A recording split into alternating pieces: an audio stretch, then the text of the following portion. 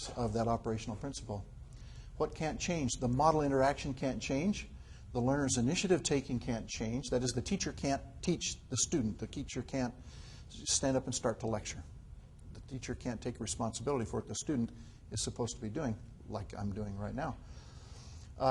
You have to have the availability of resources. You have to have a learning companion there. It can't be just an undirected group solving. And you have to have the learning companion in a certain role. Those are the essential ingredients of this. What can change? Well, everything else. If you put the setting in a museum, then all of a sudden you're Roger Schenck and you've got a project called the Sickle Cell Counselor. And it looks so different on the surface that you wouldn't confuse it with Model It or Jasper or whatever. You can put it in the classroom. You can put it on the internet. Another thing that can change is the size of the group that's problem solving. You could have, Dave Wiley has done some experiments with the social nature of the net and how they solve problems together. He's interested in self-forming social networks, self-forming communities of practice. Very interesting. It could be a very, very large group. The number and type and nature of resources made available. Roger Schenck decided to put the sickle cell experts on videotape. So there was no live instructor there, but there were a bunch of experts who had recorded stories, and when the student gets to a certain point in the problem and doesn't understand how to proceed, he can ask an expert, and the expert will tell him a story. And the student then has to figure out what's the next step in problem solving based on what 2 or 3 experts might have said. Surface representation of the model can change. How's it represented to the student? Is it a computer program? Is it a live kind of thing? Controls, nature of learner actions, types of support that are available. In problem-based learning, I went to a demonstration one time at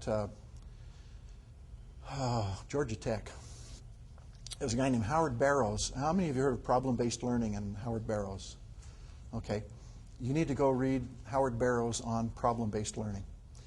A medical professor. He's a neurologist. He's not an instructional designer at all. He was trying to improve the first 2 years of medical education.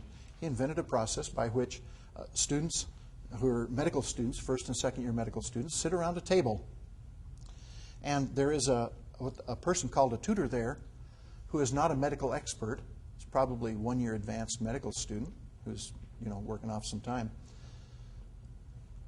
That tutor does not tutor. The tutor just sits there and watches, observes this, and monitors this problem-solving group.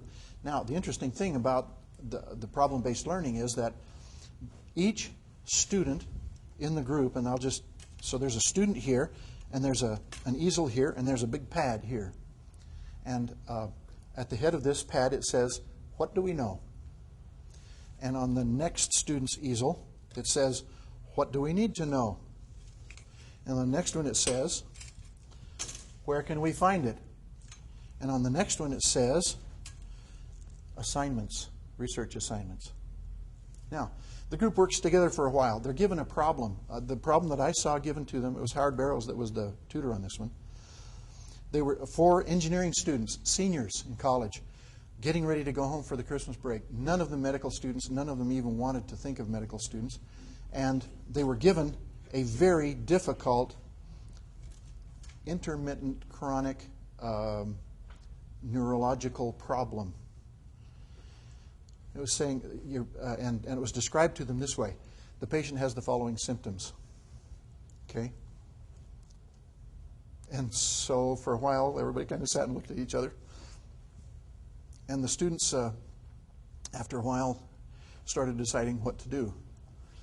And so the posters gave them a clue. And one of the things that Barrows said was, "Okay, well, check out your posters. What does it suggest you should be doing?" I said, "Oh, well, this poster says, what do we know?" Okay, George, you start writing down what we know. And Susan, as we talk, you start writing down what we need to know.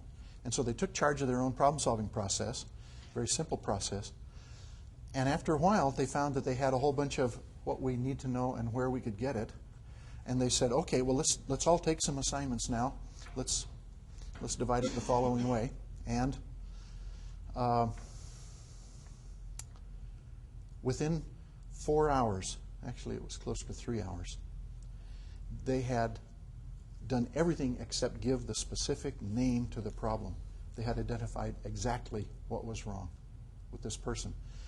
And they didn't know anything about blood. They didn't even know what the right blood pressure was for a person. But they had solved this problem in 4 hours. Now, Barrows introduced a curriculum into that medical school for the first 2 years that consisted of nothing but solving medical problems in that way, a variety, problem after problem after problem. That's all they did for the first 2 years. Now, at the end of the